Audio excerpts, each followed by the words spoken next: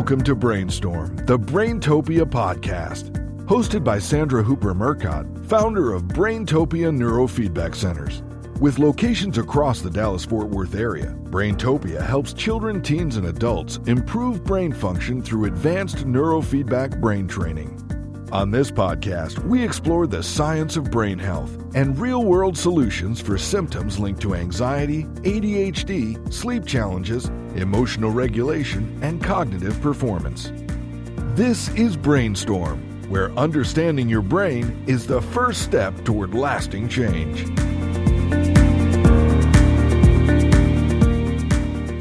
We're breaking down the real-world challenges families face and the brain-based improvements that can change everything. Welcome, everyone. I'm Chelsea Earlywine, co-host and producer here in the studio with Sandra Hooper-Murcott, founder of Braintopia Neurofeedback Centers. Sandra, how's it going today? Doing great.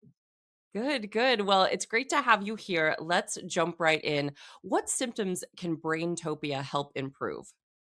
It's a great question. So, neurofeedback can help with so many different symptoms. Most of the people coming to us come into three categories. First, anxiety. Symptoms that are around anxiety. Our lives are just full of so many different triggers, and so that's kind of the number one. The second one is ADHD, and the interesting thing is ADHD symptoms and anxiety symptoms can mirror each other very, very closely. And so we really try to help decipher what is really going on. Is it ADHD? Is it anxiety? Is it a combination of both? And then the third most prevalent one is sleep issues in our centers, but it helps with concussions. It helps with memory issues. It helps with emotional dysregulation. So really, neurofeedback is, we don't say it's a silver bullet, but it helps with so many things. Oh, wow. So you mentioned ADHD. So let's talk about attention and focus. What changes do families typically notice first in those areas? I'm glad that you asked about attention and focus because in our centers, we like to separate the two because they're not the same thing. So the ability to focus, and this actually comes up as one of our key things in our map, is the ability once something catches your attention to really be able to lock in on that. Whether or not someone has ADHD, focus and hyperfocus is something they can do pretty easily. Attention is the ability to be able to kind of filter everything out and be able to lock into something. And that's what people have a hard time doing. So, as far as looking at the two of those, we first identify which is really the issue. Is it both of them? Is it one or the other? And then help to see what part of the brain is controlling that because there's different parts of the brain that control that. And then, depending on that, is the progress that we can see. So everything really comes down to that map and that personalized finding out what's wrong and then addressing that issue. So I didn't really answer your question, but it's so personalized that it's different for everybody. Yeah, and it's interesting to hear those are treated as separate issues. So, Sandra, how does neurofeedback support clients dealing with chronic anxiety or emotional overwhelm? So the best thing about neurofeedback is that it helps the central nervous system. So I'll be really vulnerable here and say that this morning I had a panic attack myself, and this stuff still happens.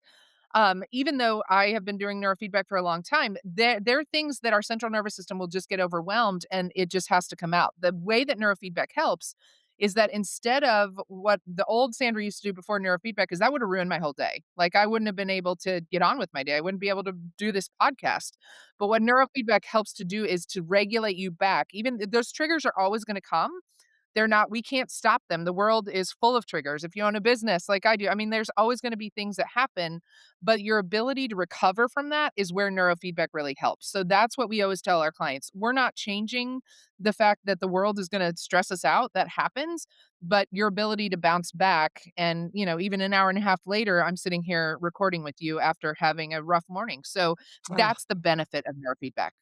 wow. Well, thank you for being vulnerable and sharing your personal situation with us.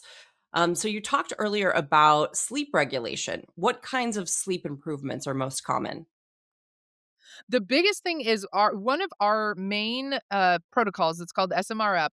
It works with recreating and stimulating those sleep spindles. And so for so many of us, sleep is a problem and we don't even realize it.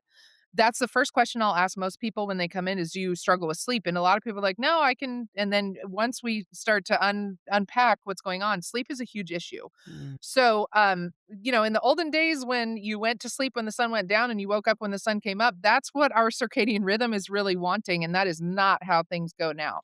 So to be able to just help our brain to settle down into a sleep mode is huge because we're so overstimulated, and neurofeedback helps us to be able to calm our brain down enough to be able to get into those sleep patterns and then be able to power it up again in the morning to be able to go on with our day. Yeah, sleep's so important. So, Sandra, before we close out, when someone has multiple symptoms at once, how do you prioritize what to address first?